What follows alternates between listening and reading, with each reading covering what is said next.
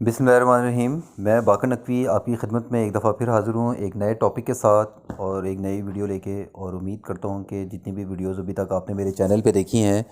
वो आपको बहुत ज़्यादा पसंद आई होंगी, उनके टॉपिक्स भी बहुत ज़्यादा पसंद आए होंगे।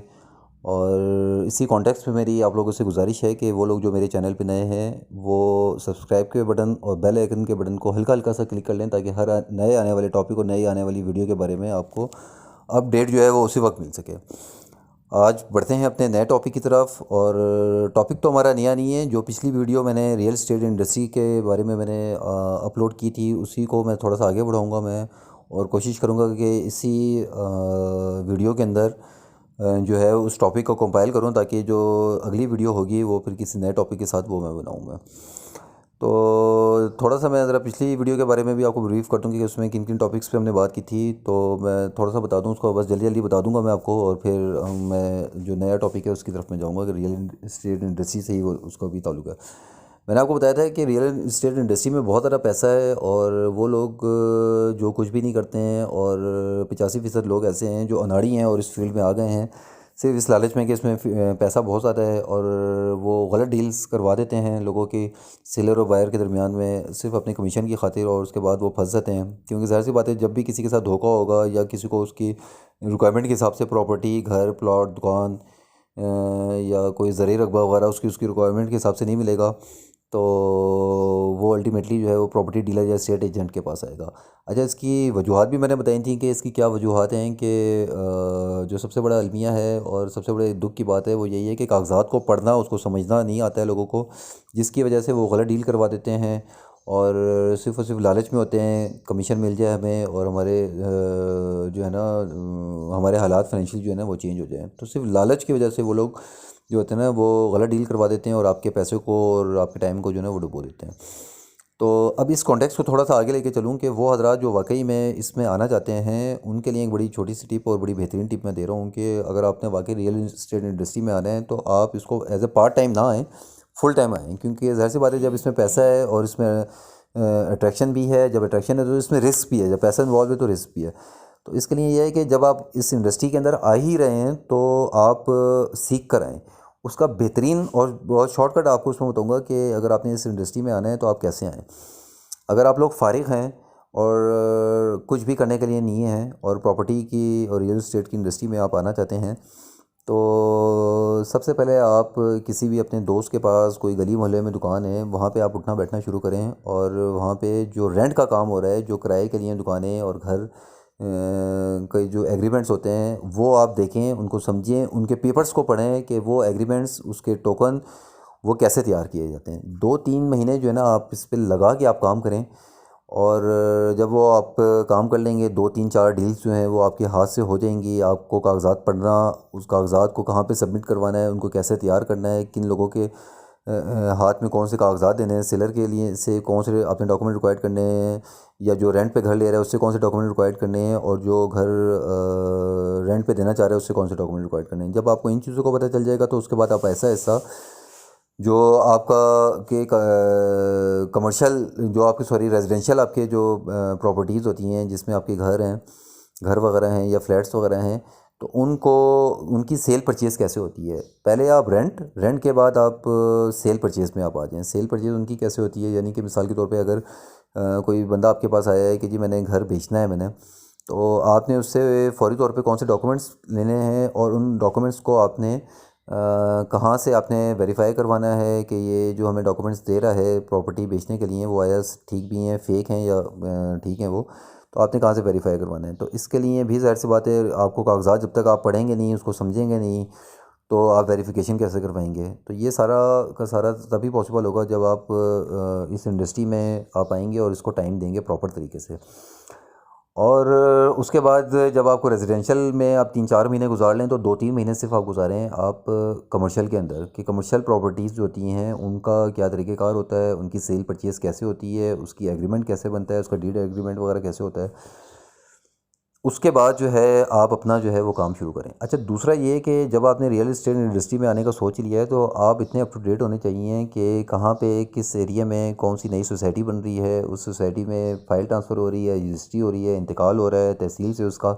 उसका ट्रांसफ़र लेटर वगैरह बन रहा है, तो ये सब चीज़ें आपको पता होना चाहिए। फिर दूसरा आपको ये भी पता होना चाहिए कि आपके आस पड़ोस, गली मोहल्ले, अजीज़ो अकारिब, ऑफिस, कॉलेज वगैरह वगैरह में कौन सा बंदा प्रॉपर्टी ख़रीदना चाह रहा है या कौन सा बंदा प्रॉपर्टी लेना चाह रहा है। तो आपको ये पता होना चाहिए कि सबसे पहले कि उसका बजट कितना है। आपने उसको उसके बजट के हिसाब से जो है ना आपने सजेस्ट करनी है चीज़ें कि जी इस बजट के अंदर ये चीज़ें ये आपके लिए बड़ी सूटेबल है, ये आने वाले वक्तों में आपके लिए बड़े काम की चीज़ साबित होगी, ये घर या फ्लैट होगा। आपने कभी भी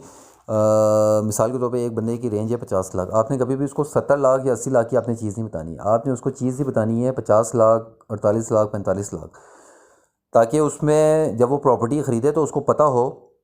कि ये प्रॉपर्टी ख़रीदने के बाद जो है इतने पैसे मेरे पास बचेंगे, तब तो उसको अट्रैक्शन नज़र भी आएगी। अगर आप उसको उसकी रेंज से बाहर प्रॉपर्टी बताएंगे तो वो ज़ाहिर सी बात है उसके लिए आउट ऑफ रेंज होगी, वो कभी भी उसमें इंटरेस्टेड नहीं होगा।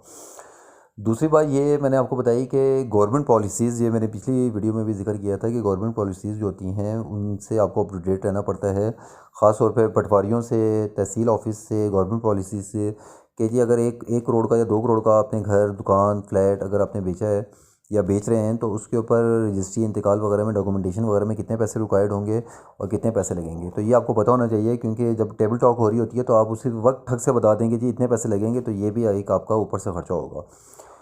और एक तो ये हो गया। दूसरी बात ये है कि मैंने आपको पहले भी एक चीज़ बताई कि आपको बिल्कुल अप टू डेट रहना है through social media, through media. आप न्यूज़पेपर पढ़ें, आपको पता होना चाहिए कि किस वक्त पे कौन सी सोसाइटी कहाँ पे लॉन्च हो रही है, किस सोसाइटी का कौन सा फेज़ कहाँ पे लॉन्च होना जा रहा है, और वहाँ पे कितने मरले की, 5 मरले की है, 3 मरले की है, 10 मरले की है, 1 कनाल की है, प्लॉटिंग जो है वो क्या है, उसका मैप क्या है, उसमें कितना एरिया उन्होंने मुख्तस किया है,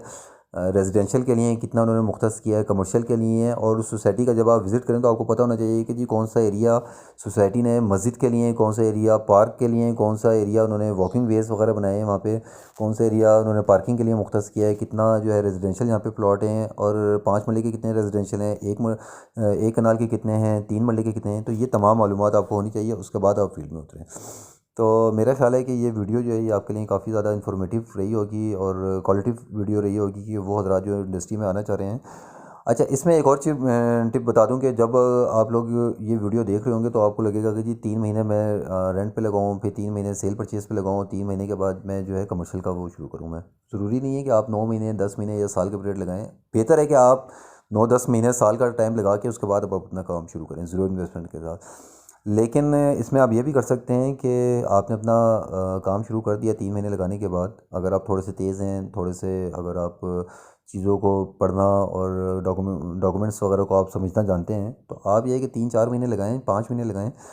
और उसके बाद आप अपना काम शुरू कर दें। तो रेंट के साथ साथ सेल परचेज़ को भी देखें, सेल परचेज़ रेजिडेंशियल की भी देखें, कमर्शियल की भी देखें, तो ये आपको सारे वो पता चल जाता है। अच्छा, एक और चीज़ भी बता दूं मैं आपको, इस ये तो मैंने आपको शहरी प्रॉपर्टी का बता दी। अगर आप गांव देहात में निकल जाएंगे तो वहाँ पे ज़रूरी रकबे होते हैं, उनका आपको पता होना चाहिए कि ज़रूरी रकबों की जो होती है सेल परचेज़ उसकी कैसे होती है, क्योंकि ज़ाहिर सी बात है वो एक अलग चीज़ है, शहरी एक अलग चीज़ है। तो वो थोड़े से कॉम्प्लिकेटेड होते हैं कि उसमें विरासतनामे होते हैं, एक प्रॉपर्टी के 10-10 वारिस होते हैं, तो वो आपको पता होना चाहिए कि उसके डॉक्यूमेंट्स वगैरह क्या कैसे आपने तैयार करवाने हैं, उसमें क्या लवाजमात होते हैं। तो मतलब कहने का या समझाने का आपको मकसद ये है कि जब भी आप ये काम शुरू करें तो कोई भी ऐसी स्टेज ना हो जहाँ पे आप हिचक जाएँ। और सबसे बड़ी बात ये है कि आपको मार्केट के साथ अप टू डेट रहना है कि ट्रांसफ़र डीड कैसे बनी है, टोकन मनी क्या होती है, और जिस वक्त आपने ट्रांसफ़र करवाना है तो मोड ऑफ़ पेमेंट क्या हो, किस सूरत में आपने मोड ऑफ़ पेमेंट जो है ना आपने करवानी है, और अपना कमीशन कैसे लेना है। तो ज़ाहिर सी बात है जो हमारे अनाड़ी लोग होते हैं उनको सिर्फ़ और सिर्फ या जो हमारे वो लोग जो डॉक्यूमेंट्स के बारे में नहीं जानते और बावजह मजबूरी आ जाते हैं कि चलें जी जब तक कोई काम नहीं मिल रहा तो हम रियल इस्टेट की इंडस्ट्री में आ जाएं, तो उसके बाद जो है जैसी जॉब मिलेगी तो इस इंडस्ट्री को गुड बाय कर देंगे। तो मेरी उन लोगों से रिक्वेस्ट है कि वो लोग ना आएँ, क्योंकि ये एक फुल टाइम जॉब है और इसमें जब पैसा है, अट्रैक्शन है, तो रिस्क भी ज़्यादा है। अच्छा, एक और चीज़ मैं थोड़ी सी आपको बता दूं, जैसे आजकल मार्केट में आपने देखा होगा कि मुख्तलिफ एजेंसियाँ काम कर रही हैं, जैसे घराना.com है, ज़मीन.com है, अपनाघर.com है। आप इनके जो नुमाइंदगान होते हैं उनके साथ भी अप टू डेट रहें कि जी मिसाल के तौर पे एक प्लॉट बिक रहा है तो वो कितने में बिक रहा है, और अगर वो प्लॉट अगर आप बेच रहे हैं तो आप उनके साथ भी सेटलमेंट करके आप अपने स्टॉक लिस्ट को, अपनी इन्वेंट्री को बढ़ा सकते हैं, ताकि जब भी कोई आपके पास कस्टमर है तो आप बता सकेंगे जी इतनी मेरे पास इन्वेंट्री है और मैं उस पर जो ना काम करूँगा। तो उम्मीद करता हूँ नाज़रीन ये वीडियो आपको पसंद भी आई होगी, बहुत ज़्यादा इन्फॉर्मेटिव भी रही होगी ये वीडियो आपके लिए। तो मेरी आपसे रिक्वेस्ट है कि अगर आपको ये वीडियो पसंद आई है और आपको टॉपिक्स पसंद आ रहे हैं तो मेरी वीडियो को सब्सक्राइब करें और चैनल को मेरे सब्सक्राइब करें और बेल आइकन को प्रेस करें। और मैं अब जो नई वीडियो जो अगली वीडियो होगी वो एक नए टॉपिक के साथ बनाऊंगा, जिसमें मैं उम्मीद करता हूँ कि थोड़ी बहुत आपकी मोटिवेशन भी होगी। आपको पता चलेगा कि दुनिया के अंदर और ज़िंदगी के अंदर आपने कैसे सर्वाइव करना है, अपनी मुश्किलात से निकलना है आपने। तो तब तक के लिए मुझे इजाज़त दीजिए। अपना बहुत ज़्यादा ख्याल रखिएगा।